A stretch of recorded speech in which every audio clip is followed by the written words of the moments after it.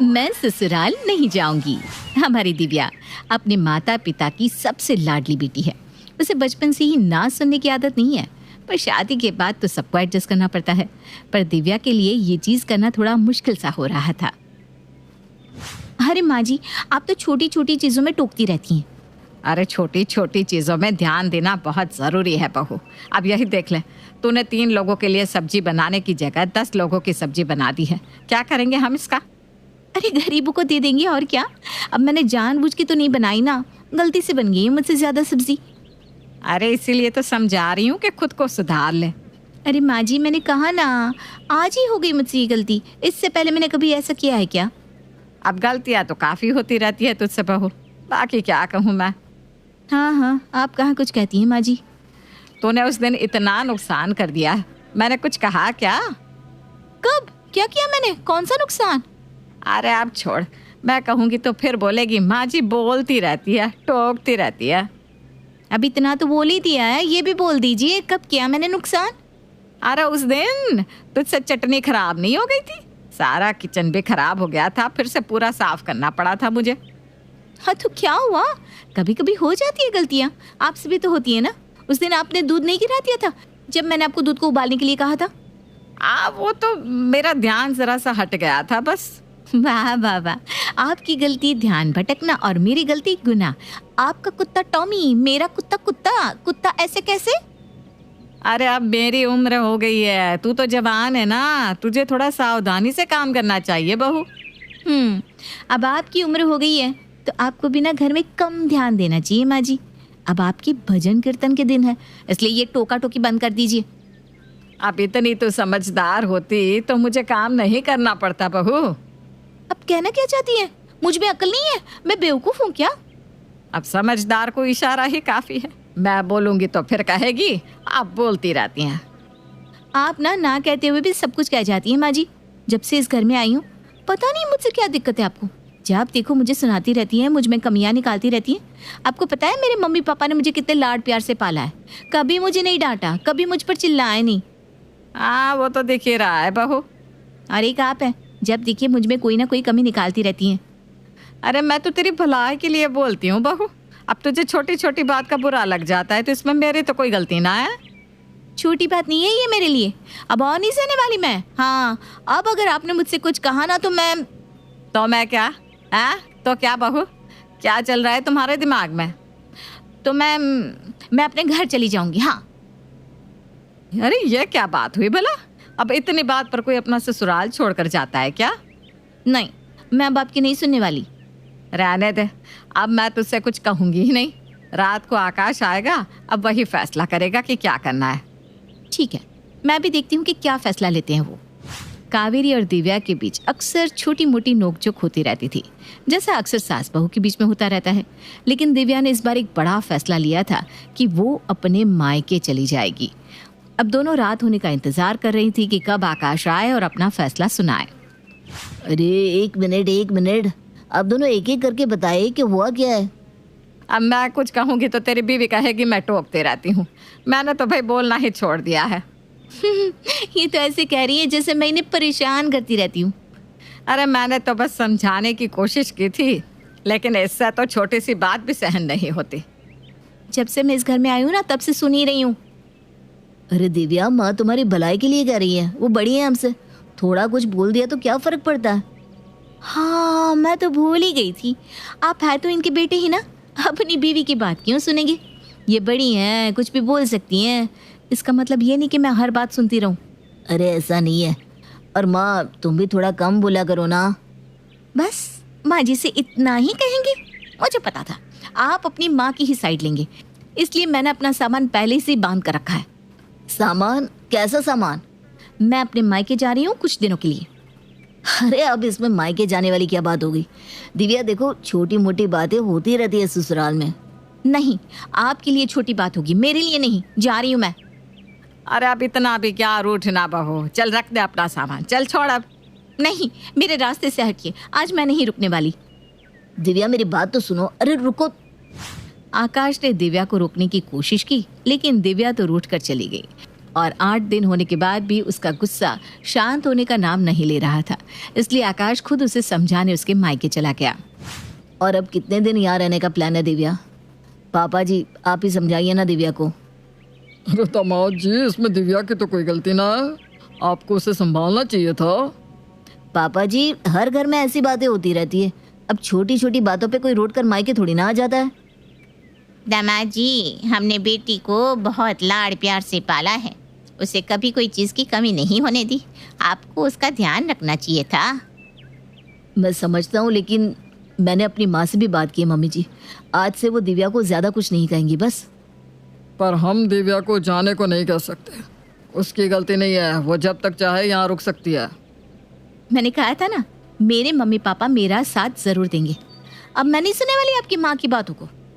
दिव्या देखो, तुम समझदार हो, तुम भी जानती हो कि माँ के मन में ऐसा कुछ भी नहीं है, वो बस कुछ भी कह देती हैं। अब उनकी बातों का क्या बुरा मानना। चलो अब जिद मत करो और अपना सामान लो, मेरे साथ घर चलो। हाँ हाँ, आप तो यही कहेंगे उनके मन में कुछ नहीं है, लेकिन मैं अभी घर नहीं आना चाहती, मैं यहीं रुकूंगी मायके में। मम्मी पापा आपको तो कोई एतराज़ नहीं है ना? अरे कैसी बात करिए बेटा, हमें क्या एतराज़ हो सकता है तेरे यहाँ रहने से, तू तो मेरे दिल का टुकड़ा है दिव्या। तेरा जब तक मन चाहे तो यहाँ रह सकती है बेटा। दिव्या बात को यहीं ख़त्म करो और चलो अपने घर। तुम क्या चाहती हो, मैं यूं ही तुम्हें मनाता रहूं? नहीं, जब तक माँ जी को अपनी गलती का एहसास नहीं हो जाता मैं घर नहीं आऊँगी। क्या? ये तो कोई बात नहीं हुई, वो तुमसे बड़ी है, इस उम्र में तुम क्या चाहती हो कि वो तुम्हें मनाए? तो गलती भी तो उनकी थी ना। मैं घर नहीं आऊँगी जब तक वो मुझे मना नहीं लेती। तुम अपना बच्चों जैसी जिद लेकर बैठी हो, तुम जानती हो कि माँ नहीं मानेगी इस चीज़ के लिए कभी भी। हाँ तो कोई बात नहीं, जब समधन जी मान जाए तब आप दिव्या को लेकर जाइएगा। हमारी बेटी हम पर बोझ नहीं है दामाद जी। आप लोग दिव्या को समझाने की जगह उसका साथ दे रहे हैं। माता पिता होते ही इसलिए है कि मुसीबत में साथ दे सके। ठीक है, जैसी तुम्हारी मर्जी। मैं कुछ दिन बाद आता हूँ, शायद उसके बाद तुम्हारा गुस्सा ठंडा हो चुका होगा। आकाश के लाख मना करने पर भी दिव्या नहीं मानी और वो वहीं रूठ कर अपने मायके में बैठ गई। और तो और अब तो उसके माता पिता भी उसका साथ दे रहे थे। आकाश को समझ में नहीं आ रहा था कि इस उलझन को सुलझाए कैसे। अरे ये क्या बात हुई, ससुराल नहीं आना है? मैंने कितनी कोशिश की उसे समझाने की, लेकिन वो कुछ समझने को तैयार ही नहीं है माँ। उसके माता पिता को तो समझाना चाहिए ना, इसीलिए वो इतनी सर पर चढ़ गई है। माँ प्लीज़ अब तुम शुरू मत हो जाओ, ये सब तुम दोनों की वजह से ही हो रहा है। आप भी तो चुप रह सकती थी ना, गलतियाँ सबसे होती हैं। अरे मैंने ऐसा क्या कह दिया अब तेरी बीवी को जो तुम मुझ पर इतना गुस्सा हो रहा है? माँ मैं गुस्सा नहीं हो रहा हूँ, बस इतना कह रहा हूँ कि तुम बड़ी हो ना, इसलिए कभी कभी चीज़ों को तुम्हें संभाल लेना चाहिए, लेकिन तुम तो दिव्या के साथ बच्ची ही बन जाती हो।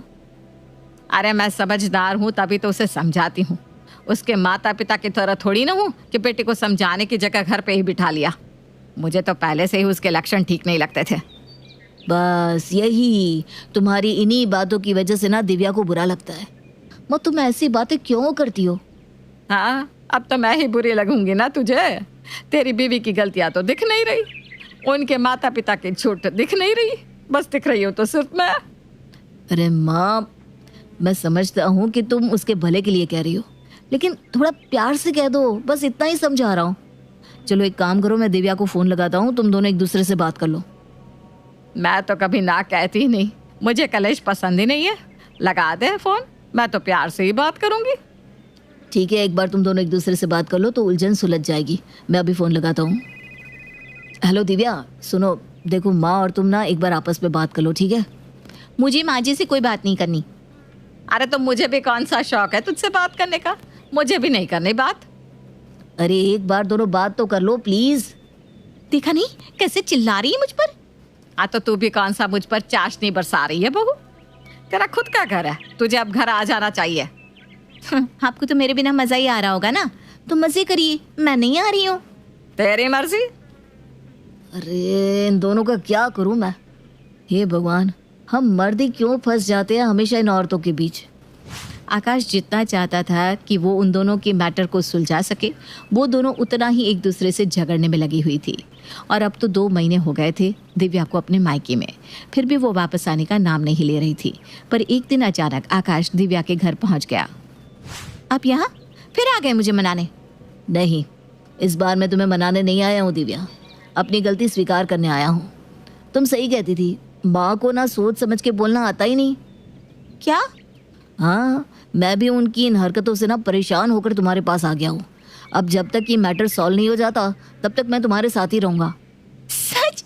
मुझे तो लगा था आपको कभी अपनी गलती का एहसास ही नहीं होगा, लेकिन आज तो आप मेरे पास चलकर आए। अब हम साथ रहेंगे यहीं जब तक माँ जी को एहसास नहीं हो जाता। हाँ हाँ बिल्कुल। हाँ हाँ दामाद जी, आप यहीं रुकिए। हमें तो खुशी है कि आप मेरी बेटी का साथ दे रहे हैं। हाँ, मैं अभी आपके लिए खाना बना देती हूँ। जी मम्मी जी, खाने से पहले चाय और थोड़ा सा गर्म पानी भी। और खाने में दिव्या आपको बता देगी कि मुझे क्या क्या पसंद है। जी जी ठीक है, मैं अभी तैयारी कर देती हूँ दामाद जी आपके लिए। मैं आती हूँ ना मम्मी रसोई में, तो मैं बता देती हूँ इन्हें क्या क्या पसंद है। हाँ ठीक है बेटा। आकाश के दिव्या के घर पर आने से सब खुश तो थे ही, लेकिन अब उन्हें बेटी के साथ जमाई की खातिरदारी भी करनी पड़ रही थी, क्योंकि दामाद को अब ऐसे ही रूखा सूखा तो खिला नहीं सकते थे। इसलिए दिव्या के माता पिता लगे हुए थे अपने दामाद की खिदमत में। अरे दामाद जी, कचौरी लीजिए ना, स्पेशली आपके लिए लाया हूँ मैं। हाँ, और ये पनीर की सब्जी भी लीजिए। हाँ हाँ ले रहा हूँ मैं। आप लोगों ने तो काफ़ी कुछ बना दिया। अब समझ में आ रहा है कि दिव्या मायके में खुश क्यों है इतने दिनों से। अरे नहीं नहीं, मैं तो कुछ भी खा लेती हूँ जो भी बनाओ घर में।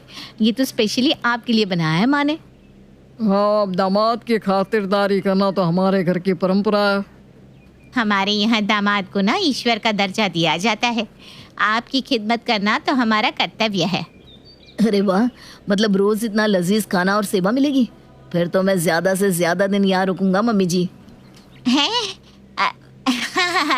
क्यों नहीं क्यों नहीं, ये भी आपका ही घर है दामाद जी। आप कुछ और लेंगे दामाद जी? नहीं नहीं, रस मलाई हो जाती मीठे में तो मज़ा ही आ जाता। जी जी, मैं अभी लेकर आता हूँ आपके लिए। अच्छा रवि, अब मैं कुछ दिन यहीं घर से ही काम करने वाला हूँ। तुम्हारे कमरे में कंप्यूटर तो है ना? जी जी है ना। हाँ तो बस कल से मैं तुम्हारे कमरे में ही काम करूँगा। तुम्हें कोई दिक्कत तो नहीं है ना? नहीं नहीं जीजा जी, मुझे क्या दिक्कत होगी। आपका ही घर है, आपका ही कमरा है, आप जितने दिन चाहे इस्तेमाल कर सकते हैं। अरे वाह, ये हुई ना बात।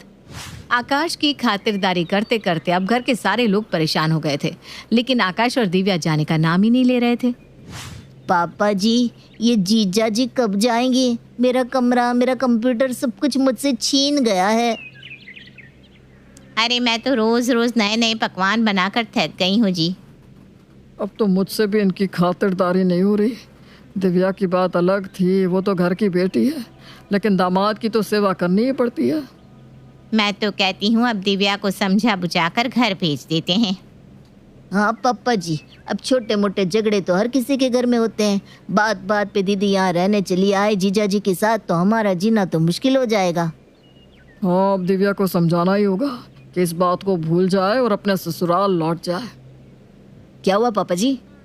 अब दामाद जी, हम सोच रहे थे कि आपकी माता जी भी वहाँ घर में अकेली होंगी ना? हाँ होंगी तो सही, लेकिन अब नहीं नहीं नहीं नहीं, ये गलत बात है दिव्या। हमने तुम्हें यह संस्कार थोड़ी ना दिए हैं। अब इतने दिन हो गए, दामाद जी तुम्हें लेने भी आए। चलो अपना सामान उठाओ और अपने ससुराल जाओ बेटा। पर पापा। नहीं दिव्या, ये गलत बात है। वो बड़ी है ना तुमसे, ऐसा तो सबके घर में होता है। अब से तुम ससुराल के झगड़े घर में ही निपटा देना, ठीक है बेटा? ऐसे बार बार मायके आना अच्छे घर की लड़कियों को शोभा नहीं देता। ठीक है माँ, मैं सामान लेकर आती हूँ। अरे ये क्या, मैं तो सोच रहा था कि कुछ दिन और रुक जाता।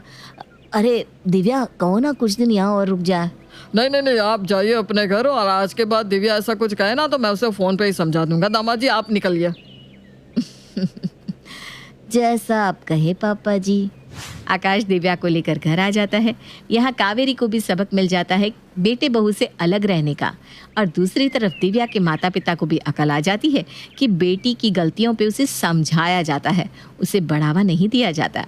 तो कहीं आपकी बीवी भी तो नहीं सोच रही ना रूठ कर अपने मायके चले जाने का।